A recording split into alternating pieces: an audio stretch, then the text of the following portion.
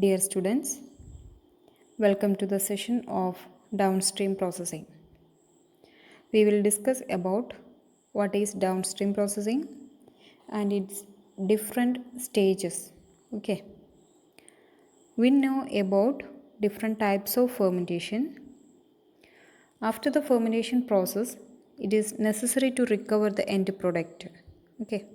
So the recovery of the end product is called downstream processing. We can start our topic downstream processing. Downstream processing is an important part of industrial microbiology and it is very much related to the biotechnology topic. Okay.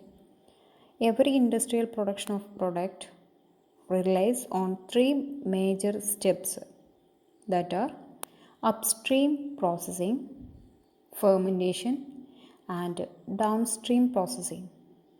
Okay. First one, upstream processing. You know about what is fermentation. Fermentation means the conversion of substrate into a product by using microorganism. Okay. So this is the basic thing in the fermentation process. For this process, we must provide the substrate. And the selection of substrate is based on type of microorganism used. The substrate used must be cheap and easily available. Okay. Example, for the production of alcohol, we uses glucose as the substrate. Okay. So, the addition of substrate into a fermenter is called upstream processing. So the fermentation is carried out. Then after the fermentation process comes downstream processing. Okay. We can define the downstream processing as the extraction and purification of a biotechnological product from a fermentation. Okay. That is the downstream processing. And it is also called product recovery. And the downstream processing depend upon certain factors like the type of end product formed and its concentration. That is the end product concentration, stability and degree of purification required. Okay.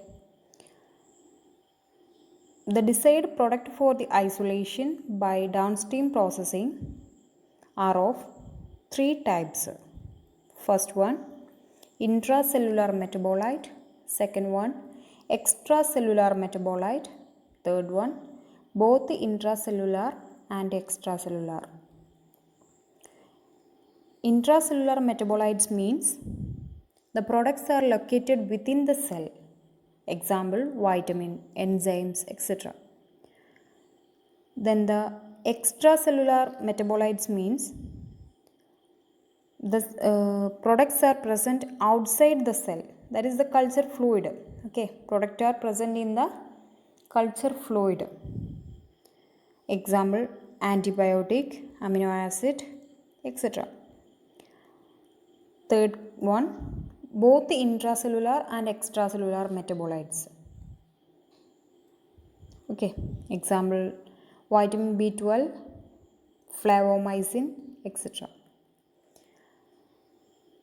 So the downstream processing requires a technical skill and it is a complex process.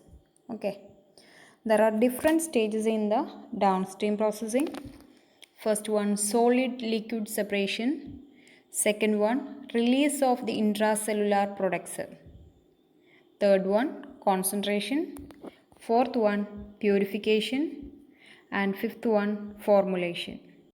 The first stage in the downstream processing is solid liquid separation. Okay.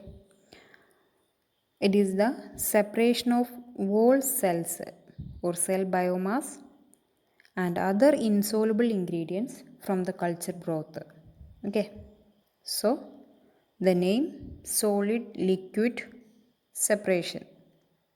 It is the separation of cell biomass and other ingredients from the broth. Okay. If the product is an intracellular metabolite, then it must be released from the cell before the solid liquid separation. Okay. Then the solid liquid separation can be carried out by different methods, including flotation, flocculation, filtration, and centrifugation. Okay. First method, flotation. When a gas is introduced into the broth, then it will form bubbles. So, the cells and other solid particles present in the media get adsorbed onto the gas bubble. Then the bubbles forms a foam layer, and the foam layer can be collected and removed. Here, for the stable foam formation, we can add collector substances. Example for the collector substances are long chain fatty acid, amines, etc. Second step is the flocculation. Okay, it is another type of solid liquid separation. Here, the cells form large aggregates or clumps. Cells caused to form clumps or aggregates. So, the cell aggregate or clumps are easy for the removal. This flocculation process depends upon the nature of the microbial cell. The addition of flocculating agent increases the flocculation process. Flocculating agent means organic polyelectrolyte or inorganic salt or mineral hydrocolloid. Okay, these are the flocculating agent. Flocculating agent can increase the flocculation process or the clump formation. Okay, and the third solid liquid separation method is the filtration. Filtration is the method used for the separation of biomass and culture filtrate. Okay, separation of biomass and culture filtrate, and this process depends upon several factors like type of the organism or the size of the organism and the presence of other organism and the media viscosity and temperature, etc. There are different types of filters, including depth filters, absolute filters, rotary drum vacuum filters, membrane filters, etc. First type of filters is depth filters. It is composed of a filamentous matrix like filter paper, glass wool, or asbestos, and the particles are trapped within the filamentous matrix, so the fluid passes out of the matrix. Okay, filamentous fungi can be removed by using depth filters. Second type of filter is absolute filters. These are the filters with a specific pore size, and these pore size are smaller than the particles to be separated. Okay, the pore size of the absolute filter is smaller than the particles to be separated. Then the third type is rotary drum vacuum filters, and it is used to separate yeast cells and filamentous fungi. It is used for the separation of broth containing 10 to 40 percentage solids. The filtration unit contains a rotating drum. The rotating drum is partially immersed in a tank, and the tank contains the broth. When the drum rotates, it picks up the biomass or the cell, and the cells get deposited as a cake on the drum surface. So the filter cake can be easily removed. Next type of filter is the membrane filters. These are filters with a specific pore size. Here, one of the major problem of the membrane filter is the clogging problem. Clogging of the filters. There are two different types of membrane filters. There are two different types of membrane filtrations: static filtration and cross flow filtration. So this is about the types of filters. Then there are three types of filtration, that are microfiltration, ultrafiltration and reverse osmosis. These three types of filtration process these three types of filtration depend upon particle size and other characteristics. Next, solid liquid separation is the centrifugation.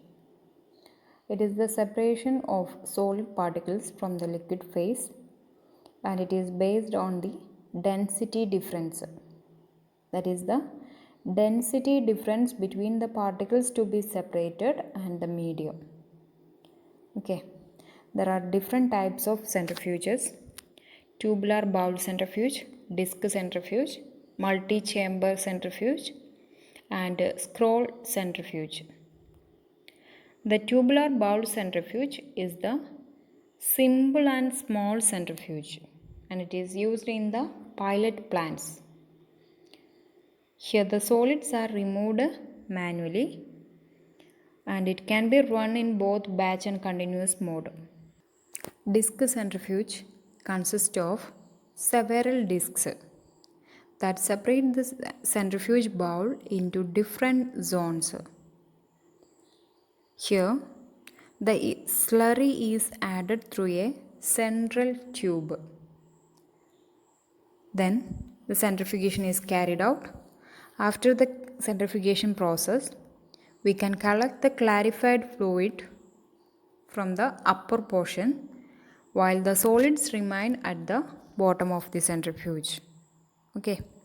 The clarified fluid move upward and the solid settle at the bottom.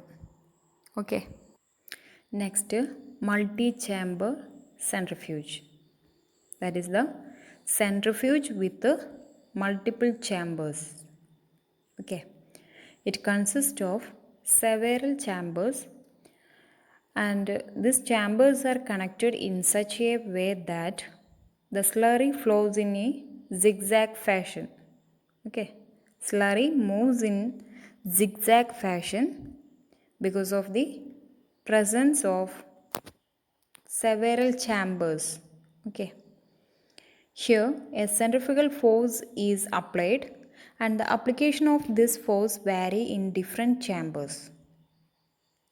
That is the force application is higher at the periphery chambers. So the smaller particles or the particles that needed the higher centrifugation. The smaller particles settle in the outermost chamber, and the larger particles settle in the innermost chamber. So the chamber helps to separate particles based on the size. Fourth type of centrifuge is the scroll centrifuge, and it is used to concentrate fluid with solid concentration 5 to 80%. Next, the release of intracellular product. There are several industrial products are formed within the cell, like enzymes, vitamins, etc. So it must require the release of such products from the cell before the processing. Okay. There are different methods used for the cell disruption or cell disintegration, and the methods are classified into three: physical method, chemical method, and enzymatic method. Physical methods are osmotic shock, thermolysis or heat shock, ultrasonication, high pressure homogenization, impingement, grinding with glass beads. And the chemical methods include alkali, treatment with organic solvent, and detergents. And the enzymatic method includes treatment with lysozyme and glucanase, mannase, protease, etc. First physical method is the ultrasonication.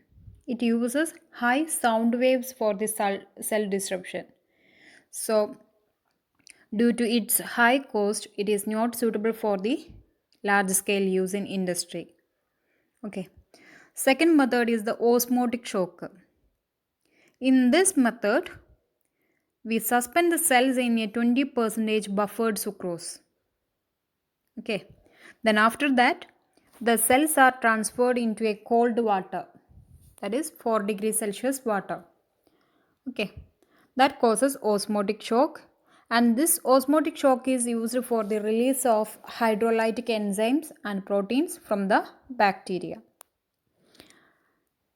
Then another physical method is the heat shock or thermolysis. Okay. Thermolysis means lysis of cells with the application of heat. Okay. So the heat application is not suitable for the release of heat stable intracellular product. Okay.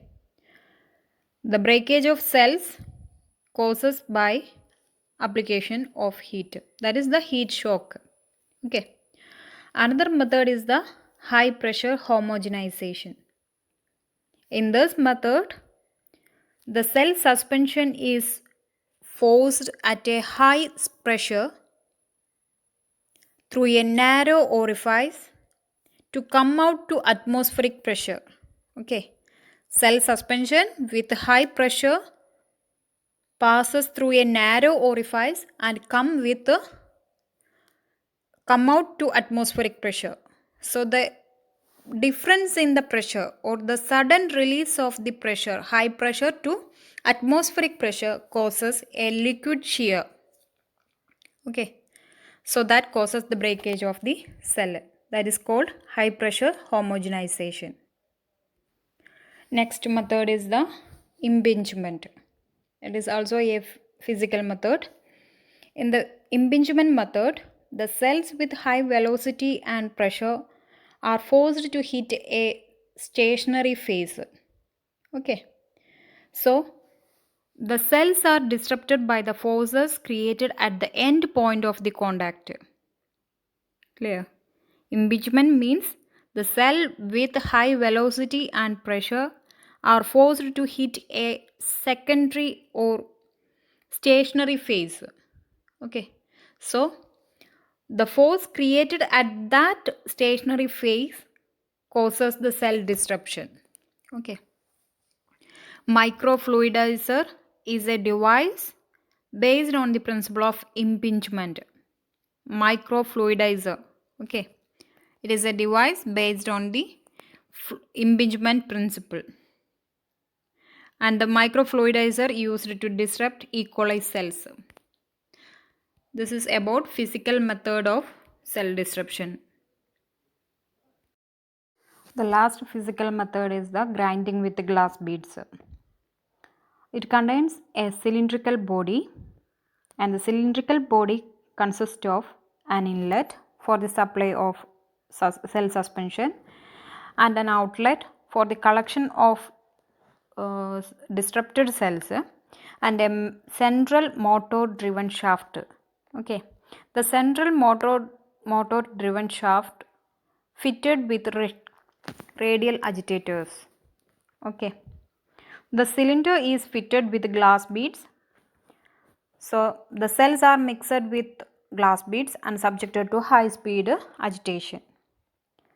So with the application of this agitation, the cell breakage causes as they are forced against the wall of the vessel by the beads. Okay. So the disrupted cells can be collected through the outlet. The second cell disruption method is the chemical method of cell disruption. We can use alkalis, organic solvents and detergents for the cell disruption. Alkalis, mainly sodium hydroxide, is used as the alkali for the cell disruption. Okay.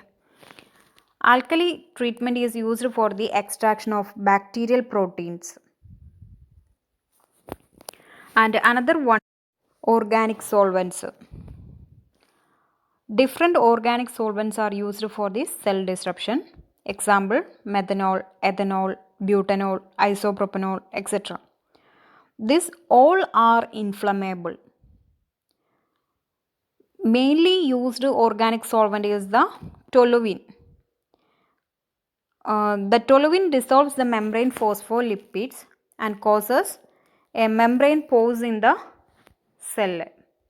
Okay, the membrane pores helps for the release of intracellular contents. Detergents can also be used for the cell disruption. Mainly ionic detergents are mainly used, but the non-ionic detergents can also be used to some extent. Example, Triton X100 or Tween.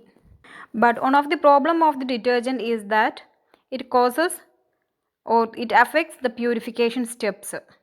Okay, particularly the salt precipitation. Third type of cell disruption is the enzymatic method. Different enzymes are used for the cell disruption. Mainly lysozyme is used. Lysozyme is an enzyme that hydrolyzes the beta-1,4 glycosidic bond of the bacterial cell wall. Okay. So the cell digested by the lysozyme enzyme and it causes the breakage of the plasma membrane to release the intracellular contents. It is mainly applied to gram-positive bacteria. For the gram-negative bacteria, lysozyme in association with EDTA can break the cell. Okay. For the gram-positive bacteria, only lysozyme enzyme is used for the cell disruption. But in the case of gram-negative bacteria, lysozyme in association with EDTA used for the cell disruption. Other enzymes can also be used for the cell disruption. Example, glucanase, mannase, protease. This enzymes used for the disruption of yeast cells.